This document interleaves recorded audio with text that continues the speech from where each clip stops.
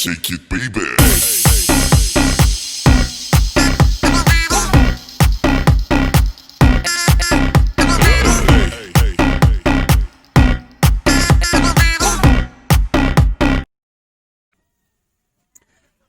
Every person has its own abilities and intelligence, which helps us to do what we want to do. Some people are good at singing or playing musical instruments. Others are good at writing, expressing words. It has a huge role in molding our self-concept. Even our decision to choose will be also affected. We, Group 4, will help you to determine and refine the skills we have, and let us know the impacts of our abilities and intelligence on building ourselves. So stay tuned until the end of the video. So let's start!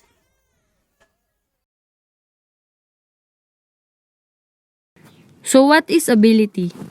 Ability is a general word for power, native or acquired, enabling one to do things well.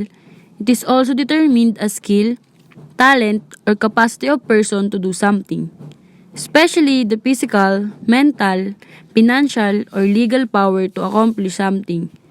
It can be also a state or condition of being able, power or capacity to do or act in any relation.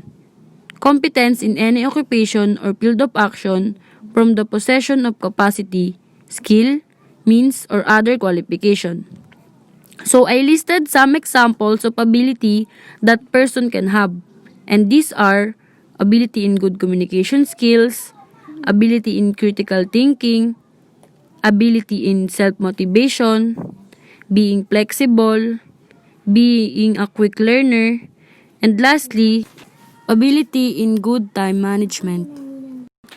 So the next is intelligence. So what is intelligence? Intelligence is defined as general cognitive problem-solving skills, a mental ability involved in reasoning, perceiving relationships, analogies, calculating, and learning quickly.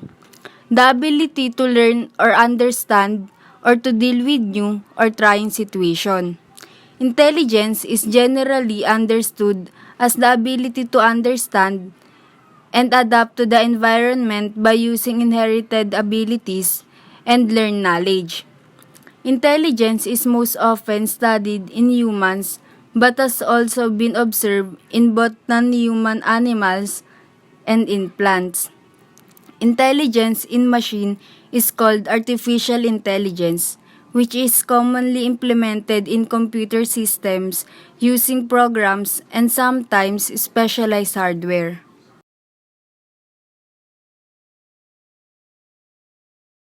Hi everyone, I'm Sandy. Let's talk about EQ and IQ. First, EQ, or also known as EI. It stands for Emotional Intelligence. It is a measure of how well we identify, control, and understand our own and others' people's emotion. Multiple studies have found that when it comes to being happy and successful in your career, relationship, emotional intelligence is actually more important than your IQ. I mean, think about it. It is the extent of your street smarts, your ability to interact with others, and understand yourself if it gets you through your day-to-day life. Second is IQ, or Intelligent Quotient. It is the score received from standardized assessments designed to test intelligence. IQ relates directly to intellectual pursuits such as the ability to learn as well as understand and apply information to skill sets. IQ cover logical reasoning, word comprehension, and math skills. People with higher IQ can think in abstract and make connection by making generalization easier.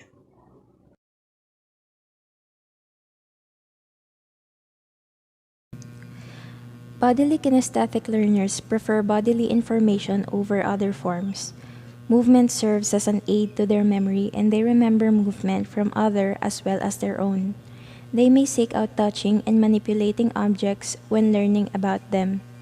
People with bodily kinesthetic learning styles learn best when they are permitted to use their tactile senses and fine and gross motor movement as part of the learning process. It says here that people that has bodily kinesthetic intelligence is more likely to learn through direct involvement with their materials than reading a book. Natututo sila sa pamamagitan ng mga konkretong karanasan o interaksyon sa kapaligiran. Sinasabi ng mga taong may ganitong talino ay may mataas na muscle memory. Interpersonal. It is the ability of a person to relate well with people and manage relationships. It enables people to understand the needs and motivations of those around them, which helps strengthen their overall influence. They communicate effectively and enjoy participating in discussions and debates. Contrary to intrapersonal, people with interpersonal intelligence are mostly extroverts. These types of people are sensitive and they can recognize and make distinctions among the feelings, motives, and intentions of others. Mahusay sila sa pakikipag-ugnayan ng may pagdama at pag-unawa sa damdamin ng iba. They can be effective leaders or followers. Intrapersonal. The person with this kind of intelligence has highly accurate understanding of himself or herself. They are sensitive to their values, purpose, feelings, and has a developed sense of self. The journey to know and understand other people starts with knowing themselves. Sa talinong ito, natututo ang tao sa pamamagitan ng damdamin, halaga at pananaw. They tend to reflect on themselves and their actions. People with this kind of intelligence may be secretive or introverts. Development is inevitable for people with high intrapersonal intelligence potential.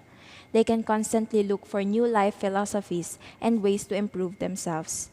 They seek to understand their own mistakes in any negative events they have experienced in order to avoid similar situations in the future.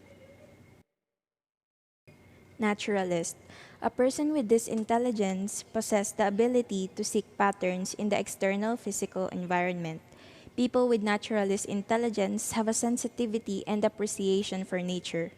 It focuses on how people relate to their natural surroundings. This particular intelligence involves how sensitive an individual is to nature and the world. People who excel in this intelligence typically are interested in growing plants, taking care of animals, or studying animals or plants. Talakayin naman natin ang intelligence. According sa theory of multiple intelligence ni Dr. Howard Gardner, there are more than one way to measure person's intelligence. Dahil meron tayong 8 different kinds of intelligence. So here are the 8 different kinds of intelligence. Number 1 is linguistic. People who possess this component of intelligence is sensitive to language, meanings, and relation among words. Sa madaling salita, sila yung mga taong magagaling sa pagsulat at paggawa ng poems, stories, essays, at other related literature. Dagdag pa rito, sila rin ay magaling sa public speaking. Halimbawa ng mga taong linguistic ay yung mga novelists, poets, copywriter, scriptwriter, speechwriter, at iba't ibang writer. Second is logical mathematical.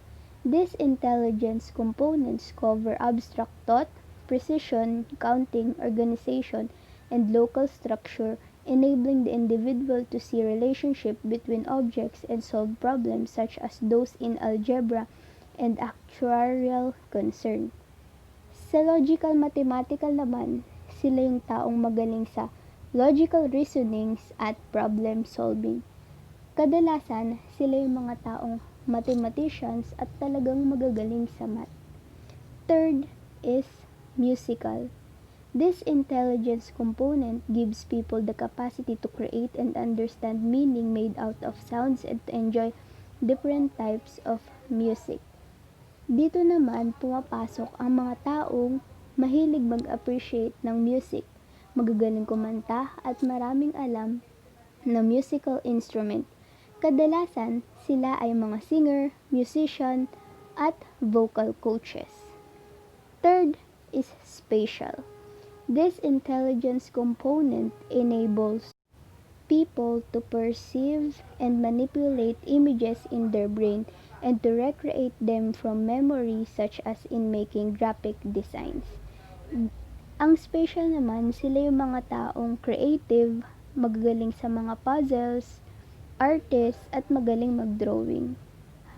Halimbawa nito is yung mga filmmaker, architects, at artists. Sample of abilities. First, analytical thinking. Analytical are the characteristics and capacities that permit you to watch, inquire about, and interpret a subject in order to create complex thoughts and arrangement. You will be able to apply analytical thinking in almost about each circumstance, such as creating or progressing programs or items, social issues, forms, distinguished audience, and clients' needs and more. Mostly, analytical thinking requires trial and error. Second, creative abilities. A creative person has the ability to invent and develop original ideas, especially in art. The characteristic of creative people are like introvert and extrovert. Some people show their ability to create using their imagination and intellectual power to express them emotional feelings. Third, detail-oriented abilities. A detail-oriented person exercise extreme attention to detail. They're accurate, organized, and productive. They seek to understand both the cause and effect of the situation. Next, determination. Involves many attitudes and abilities include self-awareness, assertiveness, creativity, pride, problem solving, self-advocacy skills. Is a positive emotional feeling that involves persevering difficult goal and obstacles. But the last is initiative abilities. Initiative is the ability to be resourceful and work without always being told what to do. People who show initiative demonstrate they can think for themselves and take action when necessary. Do you consider yourself smart? How about a good singer or dancer? How do you see yourself? Hello guys. In this topic, we are going to discuss about how intelligence and abilities affect self-concept. First, let's talk about intelligence. Actually, there are 8 types of intelligence, such as logical, linguistic, spatial, musical, bodily kinesthetic, interpersonal, intrapersonal, and naturalistic. While ability is the possession of the means or skill to do something. Or we can say that abilities, these are the tasks that you naturally do well. This includes talents and strengths that you bring to the table as an individual. Researchers and scientists use some tests to determine a person's IQ level. Well, those individuals who has the ability to understand and manage their emotions are called EQ or the emotional intelligence. Self-concept. Ang konsepto ng sarili ay isang koleksyon ng mga paniniwala tungkol sa sarili. Sa pangkalahatan, ang konsepto ng sarili ay sumasalamin sa sagot sa sino ka. Ang konsepto ng sarili ay makikilala mula sa kamalayan sa sarili, na tumutukoy sa lawa kung saan ang kaalaman sa sarili ay tinutukoy. Pare-pareho at kasalukuyang naaangkop sa mga saloobin at ugali ng isang tao. People who stand out academically while having this type of intelligence see themselves as smart and most likely to a strong self-image, while those who has the skills often see themselves as confident and unique. Both excels differently, but they are able to achieve what their heart desires. But how about those people having difficulties in learning? People who has difficulties in learning are commonly marked as late, which result in having inferiority. Intellectual intelligence or IQ, isang pangkalahatang kakayahan sa pag-iisip na nagsasangkot ng kakayahang mga tuwiran, magplano, malutas sa mga problema, mag-isip ng abstract, maunawaan ng mga komplikadong ideya, matuto ng mabilis at matuto mula sa karanasan. Conclusion. Summary of the blog. It focuses on what people can do and do not. Every person has individual abilities and intelligence. So through that, we can do the things that fits to us based on the ability and intelligence we had. Some people has a similarities when it comes in doing things, giving efforts, but the only for their similarities but the inspiration that they include in doing their task is probably not similar because they face different situation in life. I have learned that we don't need not only the ability to perform one job and task, we need also an inspiration for the job so that we can perform well. And I think having an inspiration includes to the job or task that we are doing is such a good thing. Through that, we can use our abilities and intelligence. We can enhance it for more us to be more reliable for the task that we are doing. If we can relate all the topic that has been discussed here in our presentation, the things we need to learn for us to use all the abilities, intelligence, EQ, and IQ is first, we need to understand ourselves, we need to value ourselves, and lastly, we need to know how worth it we are. Through that, we can learn how to value others' concept of their self.